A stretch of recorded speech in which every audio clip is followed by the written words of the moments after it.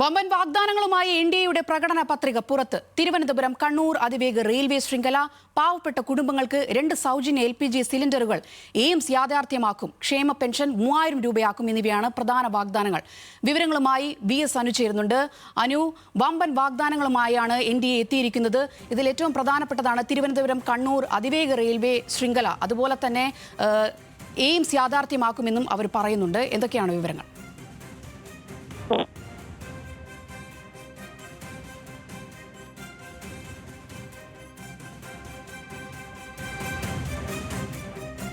എന്നുള്ള ഒരു പ്രകടന പത്രിക തന്നെ ഇപ്പോൾ ഇറക്കിയിരിക്കുന്നത്. ഇതിൽ പ്രധാനപ്പെട്ട വാഗ്ദാനങ്ങളുണ്ട്. 2500 രൂപ, അതായത് പാവപ്പെട്ട കുടുംബങ്ങളിലെ വനിതകൾക്ക് പ്രതിമാസം 2500 രൂപയുടെ സാധനങ്ങൾ വാങ്ങിക്കാൻ കഴിയുന്ന തരത്തിലുള്ള കാർഡ് നൽകുമെന്നുള്ള കാര്യം പറയുന്നു. 2 LPG സിലിണ്ടർ നൽകുമെന്ന് പറയുന്നു.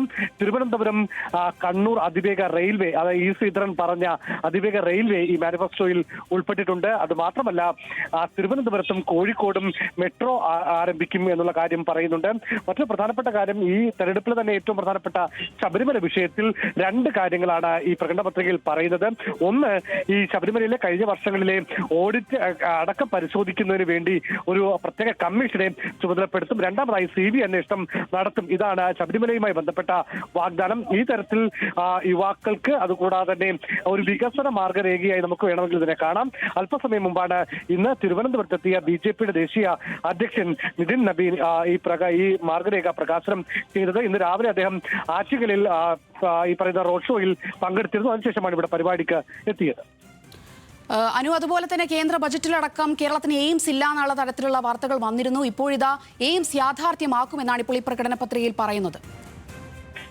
എയിംസ് യാഥാർത്ഥ്യമാക്കും എന്നുള്ളത് നമുക്കറിയാം. കഴിഞ്ഞ കുറെ നാളുകളായി BJP നേതാക്കളൊക്കെ കേരളത്തിൽ എയിംസ് കൊണ്ടുവരും എന്ന് പറയുന്നുണ്ട്. പക്ഷേ ഇത് എവിടെയാണ്? നമുക്കറിയാം, അതുമായി ബന്ധപ്പെട്ട് സുരേഷ് ഗോപിയുമായി അദ്ദേഹത്തിന്റെ വാക്കുകളൊക്കെ നമുക്ക് ഓർമ്മയുണ്ടാകും. ഏതായിരുന്നാലും അങ്ങനെ ഒരു എയിംസ് യാഥാർത്ഥ്യമാക്കും എന്നുള്ള കാര്യം ഈ പ്രകടന പത്രികയിൽ പറയുന്നു എന്നുള്ളതും എടുത്തു പറയേണ്ടതാണ്.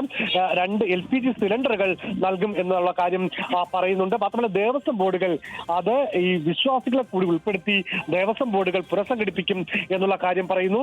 70 വയസ്സിന് മുകളിലുള്ളവർക്ക് 3000 രൂപ ക്ഷേമ പെൻഷൻ ഉറപ്പാക്കുമെന്നുള്ള കാര്യം ഇതിൽ പറയുന്നുണ്ട്. മാത്രമല്ല, കേരളത്തിലെ ഓരോ വീട്ടിലും 20,000 ലിറ്റർ സൗജന്യ കുടിവെള്ളം എത്തിക്കുമെന്നുള്ള കാര്യം കൂടെ ഈ പറയുന്ന മാർഗനിർദ്ദേശ രേഖയിൽ പറയുന്നുണ്ട്. ശരി, BS അനു.